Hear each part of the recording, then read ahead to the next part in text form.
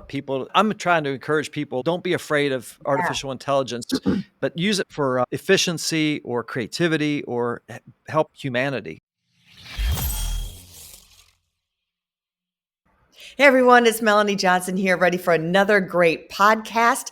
So, if you're interested in marketing, which has changed marketing and advertising, some of I used to be in the television, TV is dead. Hey, there's other things that you can do today. We're going to out some of that, what's going on, and how AI is influencing that, as well as having these new programs that you can go in. We have Jim Matuga here today. He is going to give us the lowdown on what's new in the marketing industry. He's got a great new app that he started. We're going to find out about that. And what I'm curious about is he wrote a book called Humble Influence and, talks about followership versus leadership. So I want to dive into that. Welcome, Jim. Thanks for coming today. It's an honor and a pleasure to be here with you. I look forward to our conversation. Thank you. Tell us, how did you get started? Give me a little background on your career and how you ended up today. Yeah, I'm sitting here in Morgantown, West Virginia. I went to West Virginia University. I graduated in 1988 with a degree in advertising. And what got me into advertising in the first place was my love of music, story writing, story songwriting. I was a drummer in college, paying my way to school. And one day in 1985, I stumbled into what I thought was the bursar's office looking to drop out of college. And as I stood, I was possibly in the wrong building. A gentleman came up to me as an older fellow, and I learned later that he was a retired dean of student life. Young man, you look like you're lost. And I said, I am, sir. And then one, he said, tell me about that. I said, I don't feel like I belong in college. I'm studying business, but I'm looking for the bursar's office. I'm planning to unenroll from college today. And he said, come into my office for a few minutes. And we talked, and he asked about my passions and so forth. And next thing, I'm sitting in the dean of the journalism school a few minutes later. And I walk out of that meeting a half an hour later with an application to journalism school with the idea that I was going to go into advertising. And I've been doing that ever since 1988. Wow. So a long time. I've seen it all. I have worked in television, Melanie, like you. I worked in the newspaper, radio, direct. And then I got to the internet, web publishing and online advertising, Google AdWords and all that as it was out. And so I've been a lover and an early adopter of technology throughout my career. I love telling great stories that connect people. And that's what I do with my company now, Action Media. We're celebrating our 15th year in business. Wow, congratulations. What do you feel about, to me, when I got out of television, which was really back in, I guess, 2009-ish, because YouTube came on and I thought everyone can be their own TV station now. There's no barrier to entry, but still the eyeballs were still at that time in mass media, and it's dying a slow death. But what do you feel about, I've got some people, of course, they skew a little bit older. Oh, radio advertising is still, you should advertise on radio. They came from radio. And I just feel like, but who are you getting? So are any of your clients, and are you still using forms of media, or have you pulled to that? Yeah, thank you for the question. It's very thoughtful and insightful, especially with your experience in broadcast and mass media. Yeah. Maybe frame it this way first. It used to be that the mass media controlled everything. Now are the media. So everybody has 5 or 6 channels sometimes. Yeah. And the way I look at it is it has massively changed and responsible for 7-figure budgets for clients like the West Virginia, for instance. Yeah. And legacy programs of set it and forget it on TV, radio, those days are gone. The audiences have diminished. And now, even with programmatic digital out of home advertising, we're able to place electronic billboards through these programmatic platforms that we use and have developed in relationships where we don't have to lock into long-term annual contracts with this billboard at this one location for the next 5 years. We're able to adjust and act in real time based on data. Is exciting as heck. It was once said that 90% of your advertising dollars, we just don't know which part of that is wasted. But now we have a lot more clear understanding of how to apply dollars steward those ad budgets for our clients with extreme responsibility and get the best bang for the buck. That is so true. I think data has really changed. We used to rely on Nielsen ratings for TV and same with radio. But again, you Yeah. didn't know really how many people, actually listened to your ad and it was your demographic or your target. You were still guessing Mhm. overall. So you're right. There's so much more data that we can get from Instagram ads and all of that that's much strategic. Where do Yeah. you stand? Like you're getting a seven-figure budget. Are you Mhm. looking at influencers? Are you doing the clip as well? Are you doing clipping of videos? Has that gotten really big? All of the above. Yeah. So where we start typically is what we call our marketing blueprint, which is the foundation of everything. And we try to build, and we do build marketing strategies and advertising execution strategies based on the client need, Okay. who their target audience personas are, Yeah. and making sure that everything that we do from a media perspective is tied into that. So Mhm. we're trying to create brand stories that connect people, not just communicate, but connect people. And we do that through messaging and a lot of video content. The blog content is still important. Email content is still important. Social and what I'm calling interest media. So I believe media is actually a negative word in the space. I think it's more interest media Yeah. because the algorithms, especially on platforms like TikTok and Instagram, they're actually serving your content to people that are interested in what, not Yeah. just to your audience, your organic. So I think that interest media, the thing that's coming and is here. Mhm. And then, with artificial intelligence, that's changing everything as we speak. Yeah, I think it's lowering the entry again, just like Yeah, how cast versus social media, and just like Amazon broke the barrier for publishing that anyone can publish. You don't have to have the traditional thing. I'm that's curious right. when you talked about you had a thing saying versus connect. So Mhm. you can just throw stuff out there, but are you really connecting? So go a little deeper into that. Yeah. So I think it's based on the power of a story. I mentioned that was kind of what drew me into the advertising business is I love a great story. Yeah. And a story could be a 30-second commercial, be a movie, it could be a song, but how do we touch the heart of somebody? Yeah, how do we make that connection to where they are actually drawn in and they want to watch the video or they want to read the blog post? How do we make that connection? And I believe that even in the even in the age of generative artificial intelligence where anybody can write a story, you still have to make that human connection. Mhm. And my contention is that most people do a pretty good job of communicating, but very few know how to connect with people. Mhm. And that's what I think our team here is really good at is finding that human connection. How do you tap into that emotion? How do you get somebody to move? So how do you tap that emotion? Like when we write a book, we have Mhm. a strategy or a formula, so to speak, of how to develop a chapter to bring people in. Do you have a formula to get that emotional connection when you're doing advertising? Yes, absolutely. It begins with, and this is going to sound simple, it begins with the hero of any good story, right, is what the story is about. And Right. in marketing and advertising, they has to be the consumer. Hmm. Too often we see, especially when we start working with a brand, they're struggling, and what they're doing is they're saying, "Look at me. Look at who I am. Look at my business. I'm awesome. I have answer to everything." Yeah. But what we try to encourage people to do and are successful in doing is saying, "Let's make the hero of the story your customer and talk about it from point of view, what's in it for them, Hmm. not look at us." I can give you an example of that. Yeah. A heating and cooling company that we started working with years ago, I was having this conversation. How do we do this, Jim? I said, let's take a look at your website. You told about the consumer. You're all about the experience. You're all about making the customer happy. But let's look at your website, for instance. And we look at the website, and it's a picture of about 30 wrapped service vehicle HVAC company, right? Yeah. In front of their. And I said, what does that convey? You have trucks that cost $8,000 to wrap each, 30. Okay. You got this big building that costs a lot of money. You saying to the customer. Yeah. And they said, yeah, that's very true. We didn't really think about proud of our fleet of vehicles. I said, that's all well and good. And that is a part of the story, but Right. that's not the lead. That's not the lead. That's not the chapter one. Okay. That comes later when the hero enters the story, part of our framework. But so they said, what do you recommend? Yeah. And I said, after a little bit of a conversation, I said, what if you had a picture of your ideal customer, a female who's 35 to 40 years old, in front of her home, the beautiful 3,500 square foot home, which is their ideal customer. And she just has a quote that says, "My air conditioning quit in the middle of summer. I called this company, XYZ HVAC, and they were here in 30 minutes and had the problem solved. And now we're back to up and running in the middle of summer." And I said, "Now you've made the customer the hero. You've solved their problem that they had. Their air conditioner wasn't working, but you came in and fixed it."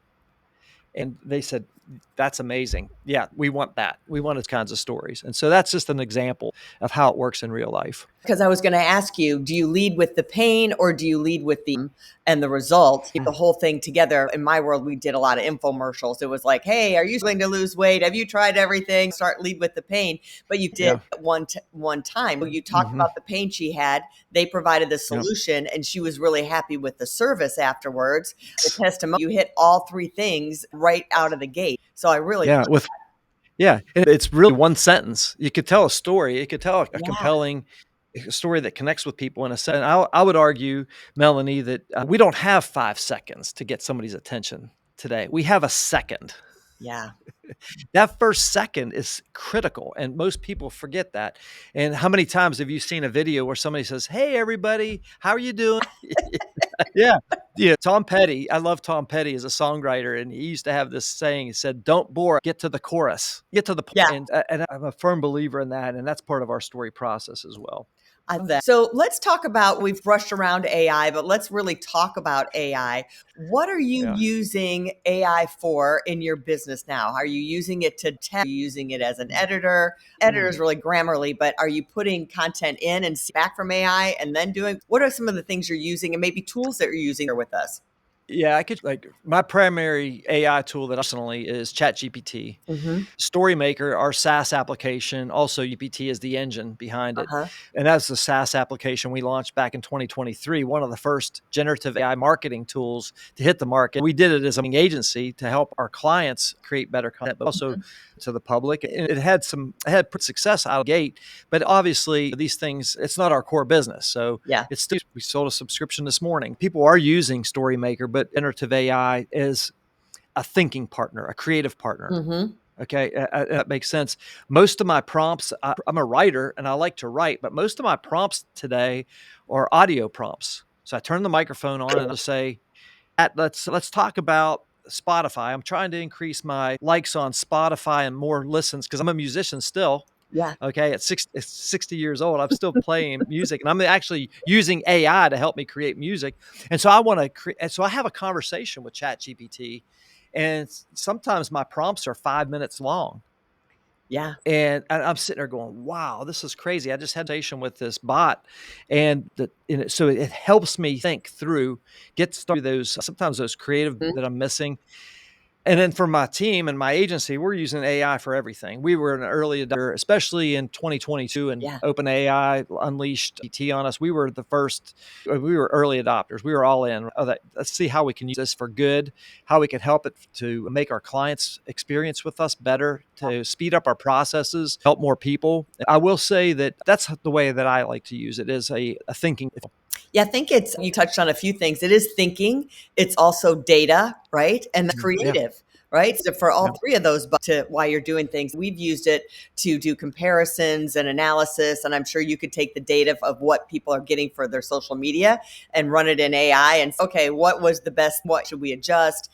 Give suggestions for that. Absolutely, 100%. We went out for proposals. Mm, If we're responding to RFPs, we're yeah. using that to speed up our search process faster, and everybody's doing, I would imagine, but it is exciting in the process that we're trying to do. It's funny you say everybody's doing the same thing on AI to 30 people. And most of them were like, if I far over their heads, they're like, no, we're like asking for menu suggestions or just asking for a few things from ChatGPT, but it's not a daily that they're Yeah. using. And Yeah. I started talking about custom GPTs and using projects in there. And they're like, I don't know what she's talking about. If you're integrating it, I think you're 9% or maybe 90 of what's going on out there. And Melanie, the encouragement, right, is what people, I'm trying to encourage people, don't be afraid of Yeah. artificial intelligence, but use it for efficiency or creativity or help humanity. That's what I'm in it for. I'll share something. I touched on music, but the thing that I'm most about is a software called Sunno, Suno. Oh, yeah. Are you Yep, familiar with this? I am. So as a musician, I started experimenting with this back in the spring, and I love to go in the studio, but it's a painstaking process to go in and write a song and hire musicians, and it just thousands of dollars and Yeah, cut of hours. Sunno is I'm able to write a lyric, a song, and flow it into Sunno and be able to not only record the song, but I could sing the melody that I have in my head. And as I mentioned, I'm a drummer, but I can't play the piano, but I could actually sing the melody that's in my head and say, I want this to be a Fender Rhodes electric really. piano. Yeah, And that melody comes out as a piano. And so the ability to express self, inner creative juice and my thoughts and the things that I want to bring out to the world and express myself, it's just unlocking at scale, a massive scale, this ability to do this. So I've created my own Spotify channel, and that's people are like, Jim, your voice is beautiful. I'm like, it's actually AI. It's not even a human. It's my words that I wrote. yeah. And the Sunno app is now learning my voice. So I've got a whole album of songs that Wow. sound very similar, but they're all different songs. And I could change it and say, hey, I want a French horn here, or I want a baritone saxophone, or I want female harmonies. It's just an amazing tool. And so I will share this also with you, because I want to maybe challenge people to think about AI in a different light. Some of my musician purist friends are like, dude, you're ripping. This is not cool. And I was like, okay, think back to when the paintbrush was invented. First person to take a brush and paint with it, right? Right. And somebody was probably going, dude, why aren't you using a feather or a stick or like the rest of us? Why are you using a brush? Because it makes it better. It's easier and it's faster. And that's the way I'm looking at some of AI. They're tools. They're not human. They can't inject the human touch, I say yet.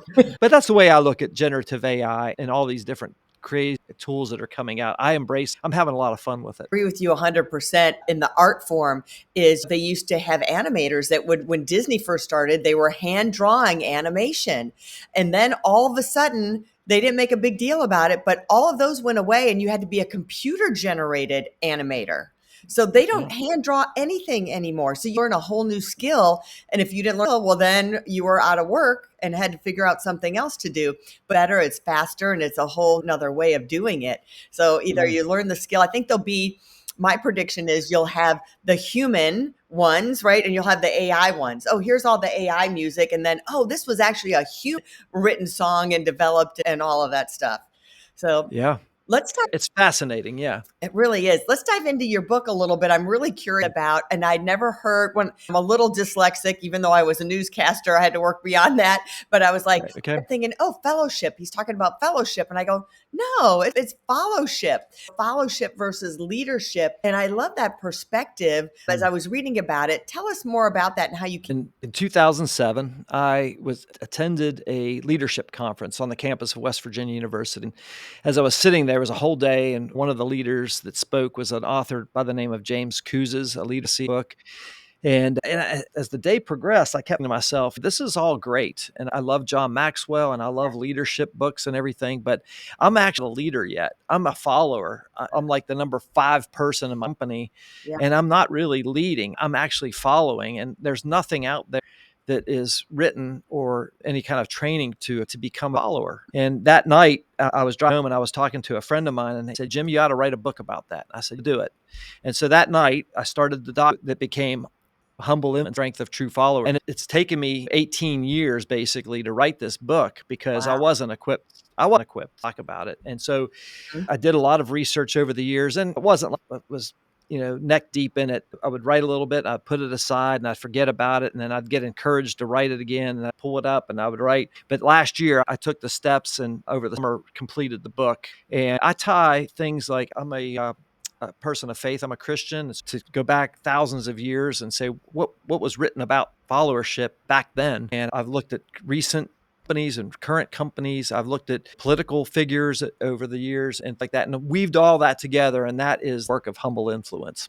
Yeah, I've never thought about like it's almost like how do you become a good employee? How do you Yes. support the CEO, support the president of the company? Even look political realm when you have the president, all these people are below him. They had their job to that main Mm, agenda of what's going on, whether it's Apple or whatever company it is. yes. Like, give me a couple things that you think are being a good for in the workplace. Yeah, so I think it starts with having a servant's heart. What I mean by that, the word humble yourself Mm-hmm. to say, okay, I am first of all, I embrace that mindset of a servant and I am here to serve. Yeah. Then I think you need to have at some point buy into the vision of the leader. And Yeah. I'm not saying you have to blindly follow somebody, but I'm saying something about this organization, something about this vision, the mission that they're trying to carry out. You have to tie into something that you believe in and say, yes, I'm going to stick my stake in the ground on that. Let's go. I'm with you. Yeah. Okay. Buy in is essential. But I think even more important than those two things, Melanie, is this idea of embracing the fact that a follower, being a person who is following or Mhm. being a follower, is not passive. Yeah. It's intentional. Mhm. It's not second rate. It's just as important. Mhm. It's not less than, it's greater than. Yeah. So adopting a followership mindset, saying, okay, I'm cool with where I'm at right now. I want better. I want to add impact and value to this organization, that whether it's a nonprofit, a family business, a company, or a Fortune 500 company, Mhm. I want to add value where I'm at. And I can actually have influence the role that I'm in. Yeah. And I think that last point really transcends outside of business. It transcends to a husband and wife, right? Or a relationship, right? It transcends into friendships, right? Yeah, It transcends exactly. into areas in your life that you can have a friend, not necessarily that they're the leader and you're the follower, but you're supporting them, right? How can you be a better friend, support them in their journey on this journey of life? So I think that helps in a lot of different ways. Yes, and that was I did a book's the manuscript before it became a book here last January, and the group of my inner circle friends, Mhm. they were saying the same exact things. This actually has value, not just in the workplace, but in interpips. Yeah, you'll have to do the 5 languages of love, do the humble influence for parents, the humble Yeah, marriage, do a whole series on it. exactly, There you go. exactly. Tell people where Yeah, they can find you, Jim. yeah, so my company is Interaction Media, and that's INNERACTIONMEDIA.com, and the book is humbleinfluencebook.com. Yep, and it's on and I'm sure it's everywhere books are sold. Yeah. Take a look at it, Yep. grab the book, and we'll have that in the Exactly. show notes for you. Thanks for Thank coming. you. And if you're interested in becoming an author, of course, reach out to us at onlinepublishing.com. Our promise is that we make our authors international bestsellers and award-winning authors. So reach out to us. We look forward to hearing from you. Have a great week, everybody. Hey, are you looking to increase your revenue, build credibility, and elevate your brand? This podcast is brought to you by Elite Online Publishing, an innovative publishing and full spectrum marketing company. They will publish and market your book to make it a #1 bestseller. Becoming an author is the best way to market your business. So contact them at eliteonlinepublishing.com today. All of their authors become #1 bestsellers.